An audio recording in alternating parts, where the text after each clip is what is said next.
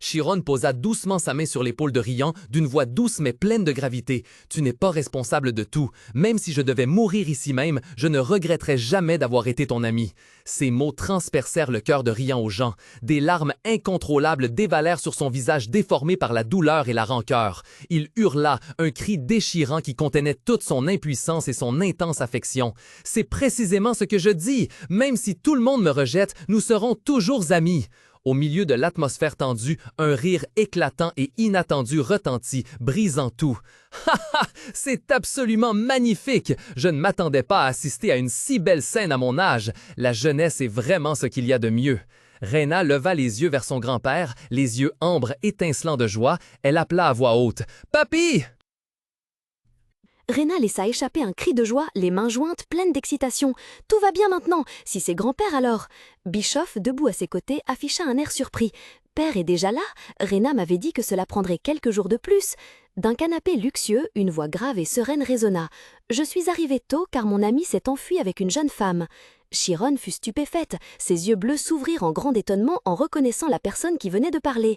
C'était le général de Tormia, un épéiste de rang 3, le grand-père de Rian. L'homme, assis les jambes croisées sur le fauteuil, Klumph aux jantes, ancien chef de la maison, afficha un large sourire usé par le temps.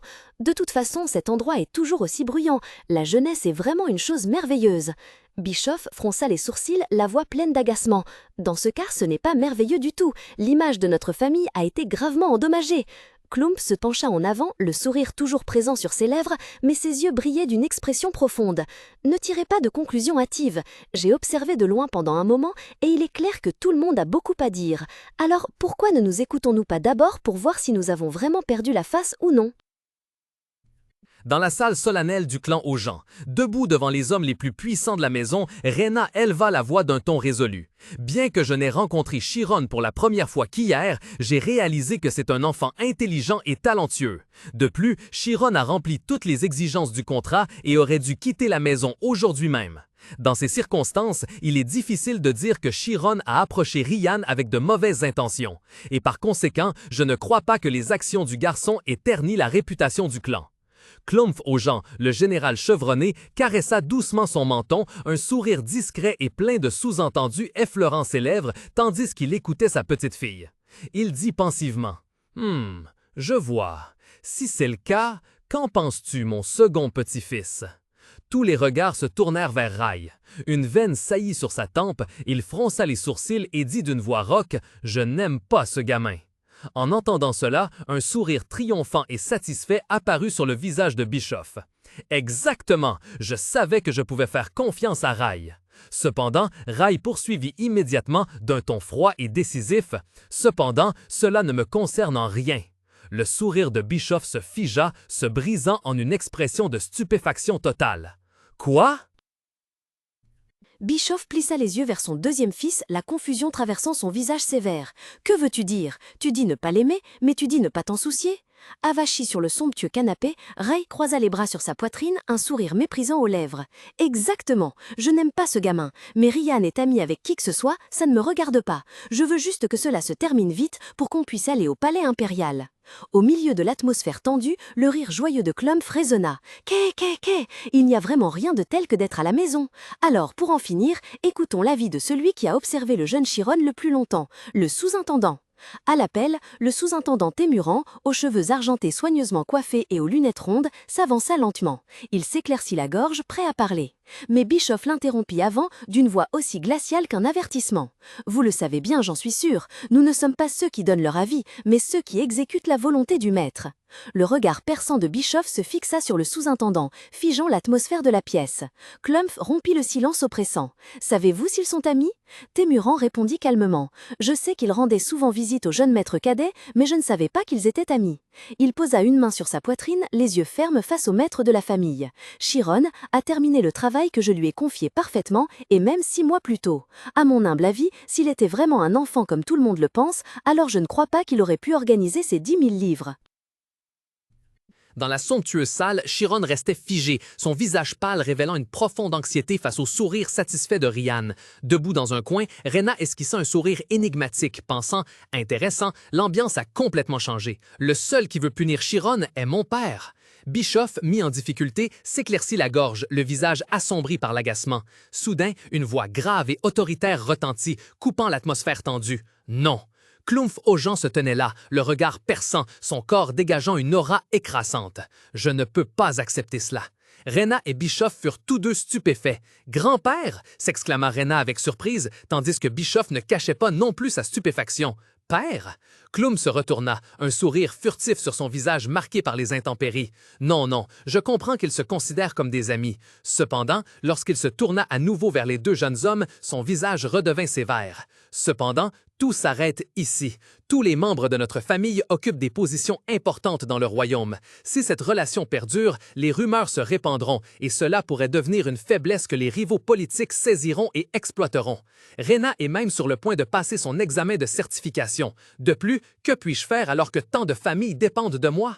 Les regards de toute la famille et des serviteurs se tournèrent vers les deux jeunes hommes. Finalement, Klumph regarda Chiron droit dans les yeux, sa voix baissée mais toujours pleine de poids. « Chiron, tu es un enfant intelligent, je suis sûr que tu comprendras. » L'air suffisant sur le visage de Rena s'éteignit subitement, remplacé par une stupeur extrême. « Mais, balbutia-t-elle. » Le corps de Ryan se raidit, ses poings serrés contre ses hanches, tandis qu'il fixait son grand-père. Klumph Augent plissa les yeux. Sa voix était grave et pleine d'autorité. « Je vois que tu as une merveilleuse source d'énergie, Ryan. Mais pourquoi ne peux-tu pas comprendre mes paroles? Tu sais aussi le poids d'innombrables vies menacées. » Son regard quitta son petit-fils obstiné et se porta sur le jeune homme blond qui se tenait tranquillement. « Qu'en penses-tu, Chiron? Je voudrais te remercier d'avoir enseigné à mon petit-fils naïf la véritable amitié. Mais peux-tu arrêter cela ici? » Tous les regards se tournèrent vers Chiron. Un silence pesant s'installa, s'étirant à l'infini. Finalement, Chiron leva la tête. Ses yeux bleus étaient d'une clarté et d'une fermeté étranges, fixant directement le puissant général. « Je ne peux pas. » Le refus, bref mais cinglant, fut comme un coup de marteau dans le silence. Toute la pièce devint muette. Les gens autour ouvrirent la bouche de stupéfaction. Mais le plus choqué était Ryan lui-même. Ses yeux dorés s'ouvrirent en grand, la colère initiale complètement remplacée par une stupéfaction incroyable. Il bégaya, incapable de prononcer un mot. « Chi !» L'appel de Ryan retentit, brisant l'atmosphère tendue. « Chiron !» Chiron se tint droit, plaça sa main sur sa poitrine et prononça d'une voix ferme. « Si je suis un obstacle pour Ryan, je n'hésiterai pas à ne plus jamais le revoir. Cependant, cela ne signifie pas que je puisse le considérer comme autre chose qu'un ami. Ryan et moi sommes amis. » En entendant ces mots, Ryan baissa la tête, sa main serrant la poignée de son épée au point de trembler. Un sentiment de honte extrême envahit son esprit. « Je suis vraiment honteux », s'avoua-t-il, le cœur brisé. « J'ai pensé que ce serait un soulagement si Chiron ne mourait pas. Pour être honnête, une partie de moi l'a ressenti ainsi. » Une larme chaude roula silencieusement sur sa joue alors que la dure vérité le submergeait. Mais Chiron savait depuis longtemps qu'abandonner un ami équivaut à s'abandonner soi-même. Dans une atmosphère suffocante de tension, Ryan rugit, le visage déformé par une rage extrême en levant son épée. « Très bien, de toute façon, ce n'est pas quelque chose qui peut être négocié. » Rena cria d'horreur. « Ne fais pas ça! Je ne sais pas ce que tu t'apprêtes à faire, mais ne fais pas ça! » Malgré les supplications désespérées de sa sœur, Ryan n'hésita pas un instant. Une lumière éclatante jaillit lorsqu'il abattit violemment son épée dans le sol en marbre, créant une onde d'énergie qui se propagea dans toute la pièce. L'épée solidement plantée dans le sol, Ryan leva la tête, le regard plein de détermination et prononça solennellement son serment. « Je déclare, moi, Ryan Augent, troisième fils de la famille Augent, deviendrai à partir de cet instant l'épée de Chiron. » Le silence fut brisé par le rugissement de Bischoff. Son expression passa de la stupeur à une fureur extrême. « Quoi? Eh, salaud! Espèce d'idiot! » Son cri de rage résonna à travers la vaste demeure. Une déclaration irrévocable avait été faite. L'origine du serment du chevalier remonte à la fondation du royaume de Tormia. En une ère de chaos, les nations grandes et petites se livraient sans cesse bataille pour le territoire. Au milieu de cette période, Adolphe Ier, le plus puissant de tous, réussit à unifier et à fonder le royaume de Tormia. Debout sur le haut balcon, devant l'étendard national arborant le fier lion, le nouveau roi observa la foule, des milliers de soldats en armure en dessous. Cependant, le royaume nouvellement établi fit face à de puissantes nations voisines. Ainsi, au lieu d'être purgés durant l'unification, les rois vaincus furent autorisés à administrer directement leur territoire. Et ce qui fut créé dans ce processus fut le serment de chevalerie. Dans de magnifiques salles, les guerriers s'agenouillaient, offrant leurs épées pour jurer de devenir l'unique lame de leur seigneur. En échange, ils obtenaient le statut de noble. Telle fut l'origine du serment de chevalerie et la naissance de la noblesse. Par conséquent, rompre le serment de chevalerie signifiait devenir pire qu'un chien enragé, un paria. Le visage de Riant Augeant s'illumina d'une excitation exubérante. Il se pencha en avant, plissa les yeux et afficha un sourire provocateur et moqueur. « Qu'en penses-tu? Maintenant je ne peux plus me rétracter, n'est-ce pas ?» Au milieu du somptueux hall, le cri de Riant résonna. « Maître !» Il s'agenouilla sur un genou, brandissant son épée qu'il présenta à Chiron sous les yeux stupéfaits de toutes les personnes présentes. Complètement à l'opposé de l'assurance de Riant, Chiron hurla paniqué. « Riant, qu'est-ce que tu fais, bon sang ?» Il s'empressa de saisir le bras de Riant, tentant en vain de le faire relever. Une voix grave et puissante s'éleva, coupant l'atmosphère. « Riant !» Clumph Augeant s'avança. Il grogna, un sourire à la fois confiant et provocateur aux lèvres. « Si je suis réellement témoin de ta déclaration à devenir son épée, cela signifie que cet enfant est qualifié pour cela, n'est-ce pas? Réponds-moi, est-il vraiment d'un talent exceptionnel ou brille-t-il à tes yeux seulement parce que tu n'as pas cette lumière en toi ?» Riant leva la tête, posant sa main sur son cœur dans un geste de loyauté absolue, il déclara solennellement « Une épée ne juge pas, elle ne fait que protéger. » Soudain, un rire éclatant et sonore, résonnant comme le tonnerre. « Quoi, ha ha ha !» Clumph Augeant riait à gorge déployée, une main sur son visage tandis que son corps robuste tremblait. Riant balbutia « Grand-père !»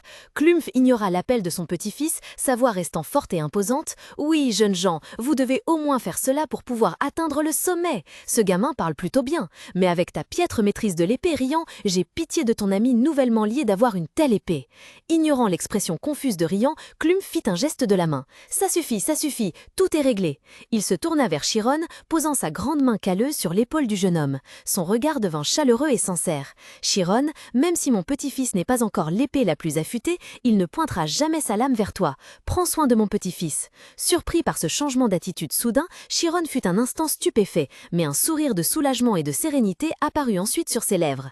Il ajusta légèrement son col et s'inclina poliment. « Merci, monseigneur, d'avoir accepté. » Le général Augeant hocha la tête avec satisfaction, puis se tourna vers l'intendant, pétrifié à proximité, et ordonna d'une voix forte. « Puisque les deux sont devenus frères de serment pour la vie, je ne peux pas le laisser partir comme ça. Sous-intendant, utilisez la calèche destinée à Chiron pour le ramener chez lui pour aller chercher ses parents ici. » Le sous-intendant et les autres serviteurs furent tous stupéfaits. « Oui, j'y vais tout de suite. » Un autre serviteur murmura dans sa tête. « Ceci, est-ce réel ?» Le rire joyeux, quelque peu dément de Riant Augeant résonnait dans toute la pièce. Il était allongé sur le sol, les bras écartés, le visage rayonnant de joie. « Kahaha! Quelle fraîcheur! As-tu vu les visages de ma famille? Magnifique !» Chiron prit doucement la parole, d'une voix pleine de remords. « Riant, le serment de chevalier, tu n'avais pas besoin de faire ça pour moi. » En l'entendant, Riant se leva d'un bond, son regard ambre perçant fixé sur Chiron, toute trace de plaisanterie ayant disparu. « Chiron, je ne l'ai pas fait parce que tu es mon ami. Je suis différent de mon frère. Tu as le pouvoir d'attirer les autres. J'ai simplement choisi de miser ma vie sur une telle personne. » Cette déclaration soudaine fit rougir les joues de Chiron. Il bégayait. « Quoi? Pourquoi dis-tu de telles choses? Je me sens tellement sous pression. Mais si tu veux me protéger, tu devras faire beaucoup plus d'efforts. » En disant cela, Chiron piqua doucement le doigt sur la poitrine de Riant. Chiron sursauta, effrayé. « Qu'est-ce qui ne va pas? »« Rien, » murmura Riant depuis le sol. « Tu as juste piqué au bon endroit. » Au même instant, la porte de la pièce s'ouvrit en grand. Rhéna Augeant entra, son beau visage montrant de la colère et de l'incrédulité. « Riant, est-ce vrai que tu as prêté le serment de chevalier pour devenir l'épée de Chiron? » Elle fut stupéfaite de voir son jeune frère allongé de tout son long sur le sol. « Pourquoi est-il comme ça? » « Va-t'en, » marmonna Riant. Chiron intervint rapidement. « Qu'est-ce que tu dis? Ta sœur nous a beaucoup aidés. Invite-la à entrer. » Rhéna hocha la tête, entrant complètement dans la pièce. « Oui, j'ai apporté des informations importantes de l'opposition. » En entendant cela, Riant se redressa aussitôt. « Quoi? Que font mon père et mon grand-père? » Rhéna s'assit élégamment sur une chaise, les bras croisés. « Ils sont assoiffés de sang. Après tout, tu as tiré la carte du serment de chevalier. Ils planifient leur nouvelle direction. » En bref, Père songe à t'inscrire, toi et Chiron, à l'Académie d'escrime Kaizen. Chiron, tu as dit que tu avais un talent fou pour l'escrime, n'est-ce pas? C'est ce que tu as dit. Chiron était abasourdi. Jusqu'à ce point.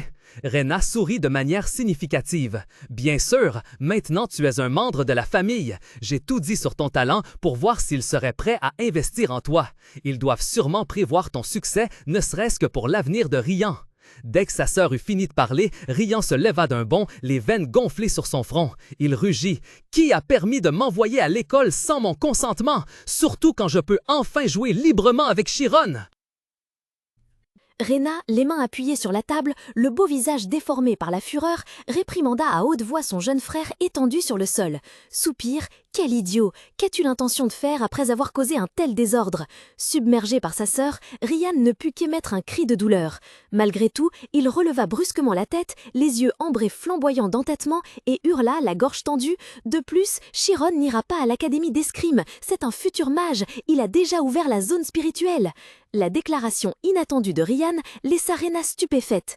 Elle se tourna vers Chiron, qui se tenait non loin avec un air mêlant perplexité et joie, les yeux de Rena s'écarquillèrent de surprise. Quoi? La zone spirituelle? Chiron a réussi à le faire? Après un instant de réflexion, la surprise sur le visage de Rena se transforma rapidement en un sourire sarcastique, plein de moquerie.